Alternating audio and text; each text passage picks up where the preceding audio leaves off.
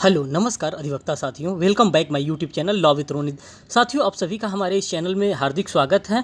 और ये एक बहुत बड़ी खबर निकल के आ रही है बार काउंसिल ऑफ इंडिया से कि हर एक नए वकील को जो अभी रजिस्ट्रेशन करवा रहा है, जो नया अधिवक्ता है, उसको चेंबर अलॉट कराने के लिए बात कही जा रही है। बार काउंसिल के द्वारा ये प्रस्ताव लाया गया है। बीसीआई इस प्रस्ताव की जांच कर रहा है कि वरिष्ठ अधिवक्ताओं को अनिवार्य रूप से 5 नए एनरोल्ड अधिवक्ताओं को अपने चैम्बर्स में शामिल करना चाहिए। बार काउंसिल ऑफ इंडिया ने ये सुझाव पेश किया है कि जितने भी वरिष्ठ अधिवक्ता हैं, सबको अपने चैम्बर में कम से कम 5 जूनियर एडवोकेट्स को रखने के लिए अनिवार्य रूप से बना रहा है कि किस तरह से एक सीनियर एडवोकेट अपने जूनियर्स को 5 लोगों को रख सकता है अपने एक चैम्बर में।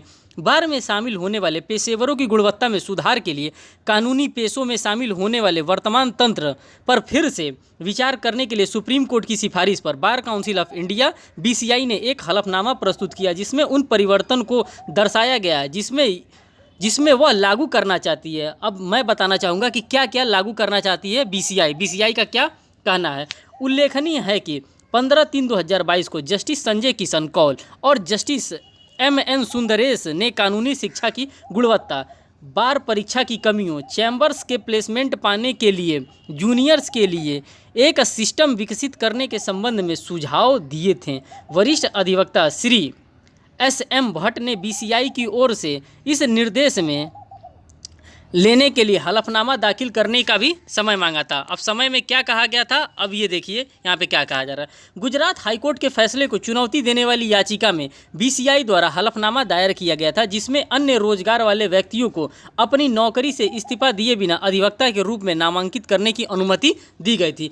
अब आगे इसमें जो बातें कही गई हैं, जो हमारे काम की बातें हैं, वो मैं बता रहा हूँ। उन्होंने यह भी सुझाव दिया है कि नामांकन से पहले ऐसे उम्मीदवार को एक कठोर मौखिक परीक्षा से गुजरना होगा।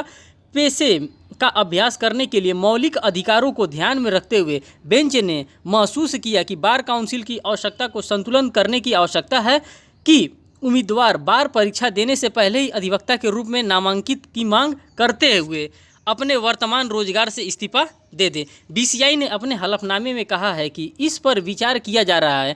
हालांकि यह बताया गया है कि अखिल भारतीय बार परीक्षा मतलब AIB एक पूर्व नामांकन परीक्षा है। वी सुंदर बनाम बार काउंसिल ऑफ इंडिया में निर्णय के खिलाफ होगा, जिसमें सुप्रीम कोर्ट ने माना है कि किसी मान्यता प्राप्त विश्वविद्यालय से कानून की डिग्री, एडवोकेट अधिनियम और राज्य बार काउंसिल और बीसीआई नियमों में उल्लिखित अन्य वैधानिक शर्तों की पूर्ति के साथ नामांकन में प्रयोजन के लिए पर्याप्त है और कोई अन्य पूर्ण योगदान लागू नहीं किया जा सकता है। यही बातें बताई गई हैं, छत्तीसगढ़ हाईकोर्ट के द्वारा ये बातें बताई गई है। अब आगे देखते हैं। AIBE ऑल इंडिया बार एग्जामिनेशन की निगरानी के लिए एक हाई पावर निगरानी समिति मौजूद है। अब इसमें बताया जा रहा है कि किस तरह से अब AIB की परीक्षा को, जो अपने स्टेट में रजिस्ट्रेशन करवाने के बाद एक अधिवक्ता AIB के लिए एलिजिबल होता है, वो AIB का परीक्षा देता है, ऑल इंडिया बार एग्जामिनेशन। उस परीक्षा को अब किस तरह से थोड़ा सा कठिन बनाने की बात की जा रही है। यह दावा किया जा रहा है कि AIB में दाखिला AIB की देख रेख के लिए सुप्रीम कोर्ट के एक पूर्व न्यायाधीश की अध्यक्षता में पहले से ही एक हाई पावर निगरानी समिति मौजूद है और कानूनी पेशों में प्रवेश करने वाले वकीलों की गुणवत्ता में सुधार के लिए स्क्रीनिंग परीक्षा को और अधिक कठोर बनाने का प्रयास किया जा रहा है। ये बार काउंसिल के द्वारा बताया जा रहा है कि जो AIBE का एग्ज़ाम होता है, उसको थोड़ा सा और अच्छे गुणवत्ता का एग्ज़ाम बनाया जा रहा है, उसको और थोड़ा सा कठिन करने की कोशिश की जा रही है। जो ये AIB का एग्ज़ाम देता है, वो नए वकील देते हैं। BCI को युवा कानून स्नातकों के लिए बार में 25 साल के वरिष्ठ अधिवक्ताओं या अधिवक्ताओं के साथ अनिवार्य चैम्बर प्लेसमेंट की वैधता की जांच करने के लिए एक हाई पावर कमेटी का गठन करना है, या UGC के लिए या जूनियर्स के लिए चैम्बर्स में प्लेसमेंट पाने के लिए एक निष्पक्ष प्रणाली तैयार करना है। यही हमारे लिए सबसे इम्पॉर्टेंट बात है कि एक जूनियर जो 25 साल का अभी नहीं हुआ, जो 25 साल से कम का है, उसके लिए चैम्बर्स की व्यवस्था BCI के द्वारा कराई जा रही है।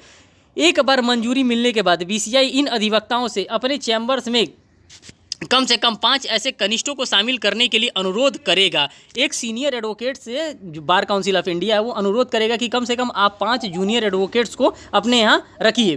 BCI का इरादा ऐसे नियम बनाने का भी है जिसके तहत युवा वकीलों को ऑनलाइन वस्तुनिक परीक्षा देनी होगी। इस तरह के परीक्षा के परिणामों के आधार पर मेधावी कनिष्ठ कानून स्नातकों को बार में 25 वर्ष के वरिष्ठ अधिवक्ता या अधिवक्ताओं के कक्ष में रखा जाएगा। अन्य स्नातकों को 15 से 20 वर्ष के अनुभव वाले अधिवक्ताओं के अधीन रखा जाएगा। लॉ कॉलेज में प्रवेश के लिए राज्य स्तरीय प्रवेश परीक्षा। बीसीआई ने यह भी व्यक्त किया है कि वह एक ऐसे प्रणाली के गठन के लिए उत्सुक है जिसमें बार काउंसिल ऑफ इंडिया और एडवोकेसी बोर्ड की कानूनी शिक्षा समिति लॉ कॉलेज में प्रवेश के लिए राज्य स्तरीय प्रवेश परीक्षा शुरू करेगी। इसमें आश्वासन दिया है कि संबंधित अधिकारी अपनी अगली बैठक में इस मुद्दे को उठाएंगे। लगभग 500 संस्थाओं को सब स्टैंडर्ड के रूप में चिन्हित किया गया है। बीसीआई ने कहा है कि लगभग 500 संस्थाओं को सब स्टैंडर्ड के रूप में पहचाना गया है और पूर्व न्यायाधीशों, वरिष्ठ अधिवक्ताओं और प्रसिद्ध शिक्षाविदों की एक टीम ने औचक दौरा करने की योजना बनाई है। यदि इन संस्थाओं में अपर्याप्त सुविधा या बुनियादी ढांचा पाया जाता है तो ऐसे विश्वविद्यालय को कानूनी शिक्षा के पाठ्यक्रम चलाने के लिए दी गई मंजूरी को वापस लेने के लिए कदम उठाया जा सकता है। ये सारी बातें निकल के आ रही हैं। इसमें जो बताया जा रहा है, ये इस केस का टाइटल है बार काउंसिल ऑफ इंडिया बनाम ट्विंकल राहुल मंगोनकर और अन्य। 2022 की सिविल अपील संख्या थी 816 और 817 की। इसमें जूनियर एडवोकेट्स के बारे में बताया गया। जूनियर एडवोकेट्स के बारे में सोचा गया है बार काउंसिल ऑफ इंडिया के द्वारा, और ये सुझाव दिया गया है कि जो भी वरिष्ठ अधिवक्ता है कम से कम 5 जो नए वकील हैं, जो जूनियर वकील हैं, कम से कम एक चेंबर में 5 वकीलों को जगह दिया जाए जिनको उनको कानूनी समझ वहाँ से वो डेवलप्ड कर सकते हैं। दोस्तों, अगर आप हमारे इस चैनल पर नए हैं तो हमारे चैनल को सब्सक्राइब करें, वीडियो को लाइक करें और बेल बटन दबाना तो बिल्कुल ही ना भूलें, क्योंकि इस तरह से रिलेटेड, इस तरह के जो लॉ से रिलेटेड, जो लीगल नॉलेज से रिलेटेड वीडियो है, मैं लगातार आप लोगों के समक्ष लेकर आता रहूँगा। और इसी चैनल के डिस्क्रिप्शन बॉक्स में मेरा व्हाट्सएप लिंक है, कृपया आप उस व्हाट्सएप लिंक को ज्वाइन करें और हमारे समूह को और लंबा करें, और इस वीडियो को आप ज़्यादा से ज़्यादा शेयर करें जिससे कि और भी लोगों को ये जानकारी प्राप्त हो सके। बहुत बहुत धन्यवाद दोस्तों, थैंक यू।